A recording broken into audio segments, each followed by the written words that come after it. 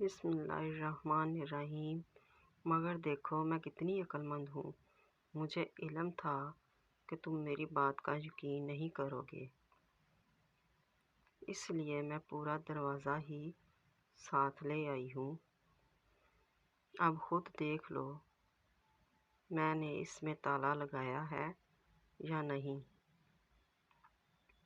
ارے ارے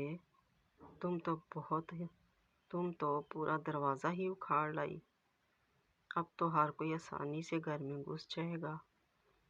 کسان لال پیلا ہو کر بولا، ارے کوئی کیسے گھس جائے گا، دروازہ تو میرے پاس ہے، پھر کوئی کیسے گھر میں داخل ہو سکتا ہے؟ بیوی آنکھیں گھما کر بولی، تو شوہر نے مزید بحث سے جان چھڑانا ہی مناسب خیال کیا اور کہا، واقعی تم احمق نہیں بلکہ بہت عقل مند ہو۔ یہ دروازہ چونکہ تم لے کر آئی ہو، اس لیے اب تم ہی اسے اپنے سر پر اٹھاؤ۔ یہ کہہ کر وہ آگے چل پڑا۔ چاروں نچار بیوی نے وہ دروازہ دوبارہ اپنے سر پر لاد لیا۔ باداموں والی تھیلی اور پانی کا مشکیزہ بھی اس نے دروازے کے ساتھ باندھ رکھا تھا، جس کی وجہ سے وزن بہت زیادہ ہو گیا تھا۔ چلتے چلتے وہ دونوں جنگل میں داخل ہو گئے۔ چور تو ابھی تک ملے نہیں تھے اور رات کا اندھیرا بھی چھانے لگا تھا۔ جب تاریکی زیادہ ہو گئی تو انہوں نے برگد کے ایک گھنے درخت پر رات گزارنے کا فیصلہ کیا۔ ابھی وہ برگد کی گھنی شاخوں میں چھپ کر بیٹھے ہی تھے کہ چور بھی وہاں پہنچ گئے۔ وہ بہت تھکے ہوئے نظر آ رہے تھے۔ وہ آخر اسی برگد کے درخت کے نیچے بیٹھ گئے اور باتیں کرنے لگے کہ آج کیسے ایک عورت کو بیوقوف بنا کے سونے کے سکے ہتھیا لیے۔ تھوڑی دیر باتیں کرنے کے بعد دونوں چور رات گزارنے کے لیے آگ جلانے کی کوشش کرنے لگے۔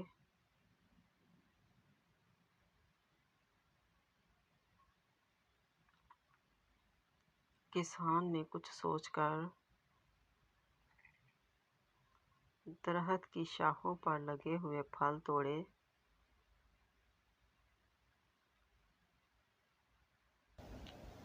اور تاک کر ان دونوں کے سروں پر نشانے لگانے لگا۔ وہ دونوں اس افتاد سے بری طرح گھبرا گئے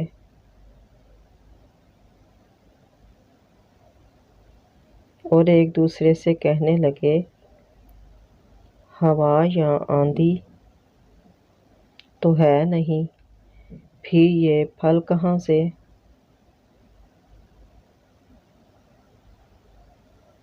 اور کیسے گر رہے ہیں؟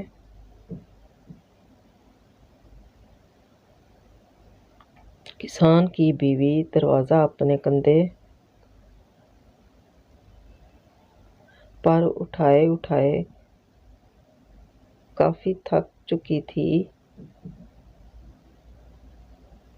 اس نے سوچا کہ دروازے کے ساتھ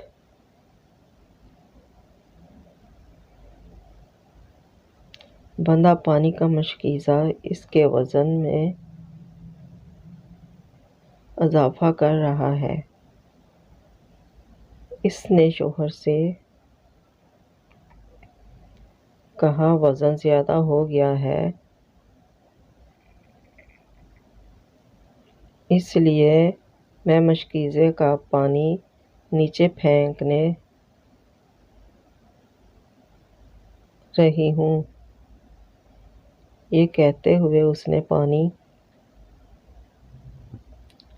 نیچے انڈیل دیا۔ جب وہ پانی نیچے بیٹھے چوروں کے سر پر برسا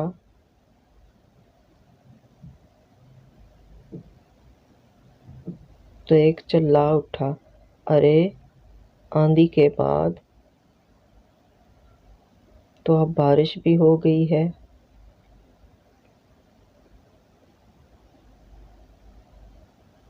اگلے ہی لمحے بیوی نے محسوس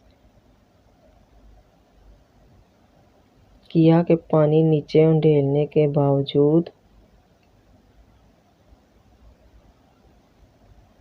دروازہ تو ابھی تک ویسا ہی وزنی ہے۔ تو وہ پھر شوہر سے کہنے لگی،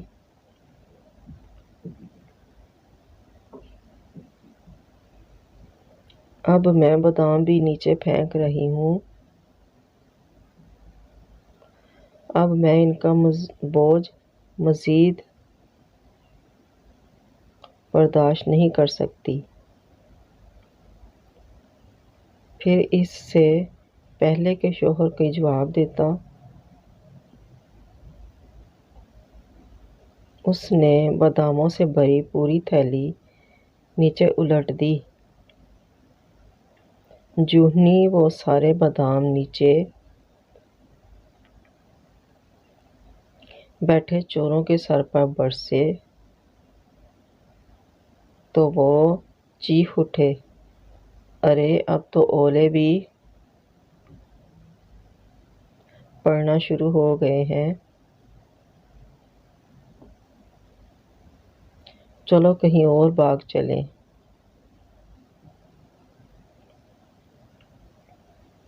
پانی اور بادام نیچے پھینکنے کے باوجود بھی جب دروازے کا وزن کم نہ ہوا تو وہ سمجھ گئی کہ خود دروازہ ہی بہت وزنی ہے۔ دروازہ اب اس سے سنبھالا نہیں جا رہا تھا، وہ اس کے ہاتھ سے پھسلنے لگا تھا۔ وہ شوہر سے کہنے لگی، لو جی اب دروازہ بھی چلا۔ یہ کہتے ہوئے اس نے دروازہ چھوڑ دیا، جو سیدھا جا کر چوروں کے اوپر گرا۔ ارے مر گئے، وہ ایک ساتھ چلائے، اور پھر یہ دیکھے بغیر کہ کیا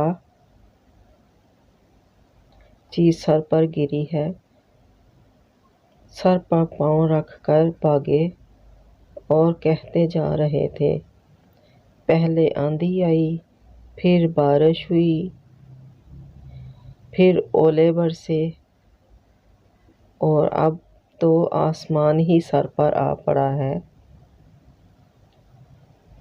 بھاگتے ہوئے چور اپنا سارا سامان وہیں چھوڑ گئے۔ ان کو بھاگتا دیکھ کر کسان اور اس کی بیوی درخت سے نیچے اتر آئے۔ چوروں کے سامان سے ان کو اپنے سونے کے سارے سکے واپس مل گئے۔ انہوں نے چوروں کا سارا سامان اٹھایا اور گھر کی طرف چل پڑے۔